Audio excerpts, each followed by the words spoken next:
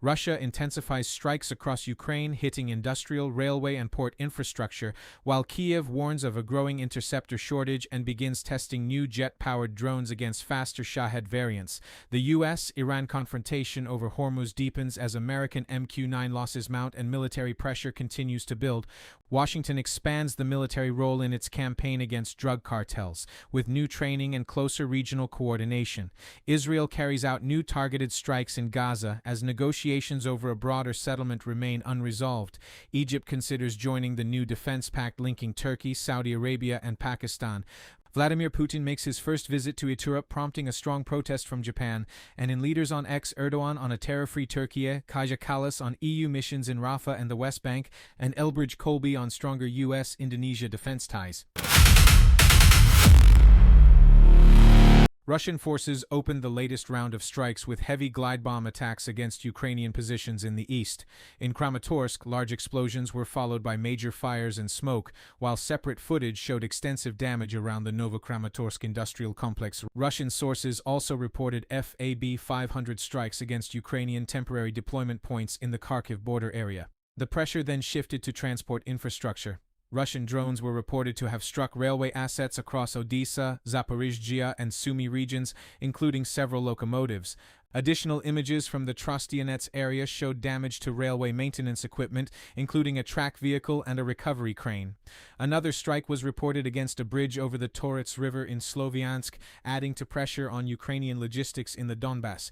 Odessa was hit again, with a large column of smoke rising from the port area after what local channels described as a powerful strike. The target and the scale of damage remain unclear. Another Russian drone attack was reported in Zhytomyr, where footage showed a large column of smoke rising over the city. The precise target and consequences have not yet been established. Ukraine is also facing a growing air defense problem. In an interview with CNN, President Volodymyr Zelensky said Ukraine has roughly 2.5 times fewer interceptors this year than it had in 2025, while Russia is now launching about twice as many ballistic missiles each month. He said access to even 5% of U.S. interceptor stocks would significantly strengthen Ukraine through the winter. That shortage is forcing Kyiv to rely on increasingly improvised methods. New footage from the Odessa coastline showed a Ukrainian MiG-29 chasing a Russian jet-powered Shahed at extremely low altitude before the drone was seen exploding and going down. At the same time, Ukraine is testing a new response. Several domestic manufacturers are now developing jet-powered interceptor drones specifically designed to hunt faster Shahed variants. One prototype is reported to exceed 600 kilometers per hour, and combat testing is already underway. Ukraine also continued strikes inside Russian-controlled and Russian territory. A large fire was reported at the Galactica shopping center in Kyiv after a drone attack, while smoke was seen around the port of Ust-Luga following an overnight strike. The full extent of damage there is still being assessed. The confrontation over the Strait of Hormuz is entering a new phase as Washington signals that its naval pressure on Iran could continue for an extended period while commercial traffic remains sharply restricted. The latest escalation followed attacks on 2 vessels linked to the United Arab Emirates ADNOC Energy Company. The UAE has accused Iran of responsibility, adding another direct confrontation between Tehran and a Gulf state. Iran rejects Washington's claim that the United States controls the strait, while President Donald Trump continues to insist that American forces have established control over the waterway. Iranian Foreign Minister Abbas Araghchi has also sharpened his rhetoric. In a new post, he accused Washington of repeated intelligence failures and strategic miscalculations and warned that the United States was making an even larger mistake over the Strait of Hormuz. The pressure is also visible in the scale of U.S. drone losses. Reports say American forces have lost at least 45 MQ-9 Reapers during the war with Iran, roughly a quarter of a fleet of about 185 aircraft. Each Reaper is estimated to cost roughly $30 to $50 million, putting the value of the losses well above $1 billion.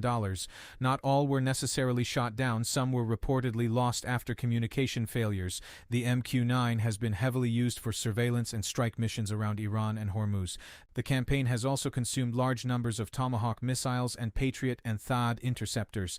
At sea, the USS Abraham Lincoln has spent more than 250 days deployed after its mission was extended during operations connected to Iran. The USS George Washington is heading toward the region to relieve leave it, shifting another major carrier from the Pacific toward the Middle East and increasing the strain on U.S. naval planning across two strategic theaters. Reports from sailors and their families have raised concerns about conditions aboard the Lincoln, including exhaustion, limited port calls, recurring water and plumbing problems, and poor food availability. One widely shared message claimed a sailor had been eating dry cereal because milk had not been available for months. There have also been reports of sailors attempting to go overboard, although the circumstances remain unclear. Defense Secretary Pete Hegseth has disputed portrayals of conditions aboard the carrier, while also calling for faster rotations of ships and crews. The deployment is becoming another measure of the personnel, readiness, and logistical cost of sustaining the U.S. campaign against Iran, while the movement of another carrier from the Pacific shows how the war is beginning to affect American force distribution far beyond the Gulf. The United States is expanding the military role in its campaign against drug cartels, with Defense Secretary Pete Hegseth saying Washington intends to use methods developed during decades of counterterrorism operations. Hegseth made the remarks in Panama, where U.S. and Panamanian forces have been expanding joint military training. A key part of that effort is the Jungle Operations Training Course at Aeronaval Base Cristobal Colon, where American and Panamanian personnel train for reconnaissance, casualty evacuation, survival, and small unit operations in difficult tropical terrain. Hegseth said groups trafficking drugs or threatening Americans could be treated as military targets, directly comparing the new approach with operations against ISIS and al-Qaeda. The campaign will involve closer coordination between U.S. Southern Command and Northern Command across the Western Hemisphere. He said the military wants to apply the same targeting process developed against terrorist networks, identifying organizations, tracking their leadership and logistics, and acting against different parts of those networks. Washington is already working with Colombia, Ecuador, and other regional partners against trafficking organizations. Panama is becoming another important part of that strategy. The United States and Panama have expanded joint training and revived regular jungle operations courses, while plans also include the Panamax exercise focused on defense of the Panama Canal. Hegseth said the United States now has more military personnel in Panama than it has had there for years. He described the canal as a strategic asset and said Washington intends to protect both regional partners and its own interests as the military campaign against cartel networks expands. Israel has carried out a new series of targeted strikes in Gaza, signaling that its campaign against Hamas commanders is continuing despite U.S. pressure to reduce such operations. One of the latest attacks hit Gaza City. Palestinian authorities said Colonel Jamal Abu Kmail, the head of the local police, was killed. Israel has not said whether he was the intended target. A second strike took place in the Khan Yunis area. The Israeli military said the target was a Hamas commander who was allegedly preparing an attack against Israeli troops. The latest operations follow another Israeli drone strike in northern Gaza earlier this week. Israel said that attack targeted a Hamas commander in Beit Lahia, the first targeted strike publicly acknowledged by the Israeli military since early August. Washington has been pressing Israel to limit such operations while negotiations over a broader Gaza agreement continue. Preparations are also moving ahead for a possible international stabilization force that could eventually enter areas vacated by Israeli troops, help secure territory, and support humanitarian operations. Israel continues to insist that Hamas must be fully disarmed before it accepts the proposed sequence of withdrawal and security arrangements. Hamas has resisted some of the conditions attached to disarmament. For now, military operations are continuing alongside negotiations, showing that the battlefield and diplomatic tracks remain far apart. The risk of another rapid escalation remains high. Egypt is considering joining a new defense agreement involving Turkey, Saudi Arabia, and Pakistan, a move that could significantly reshape security cooperation across the Middle East. Egyptian Foreign Minister Badr Abdelati confirmed that the issue is being studied by government institutions after talks with Turkish Foreign Minister Hakan Fidan. The agreement was signed in Mecca on August 7th and is built around a collective defense principle under which an attack on one participant would be treated as an attack on all. Abdelati said Egypt already maintains close political and defense relations with all three countries, but stressed that any formal commitment must first be reviewed under Egyptian law and the constitution. Relevant state institutions are now examining what obligations membership would create. Turkey is openly encouraging Cairo to join. Fidan described Egypt as a natural partner partner and said Ankara hopes it will eventually become a formal member of the agreement. He said the three founding countries had already been consulting closely with Egypt while developing the initiative. The talks also covered Gaza and the Strait of Hormuz.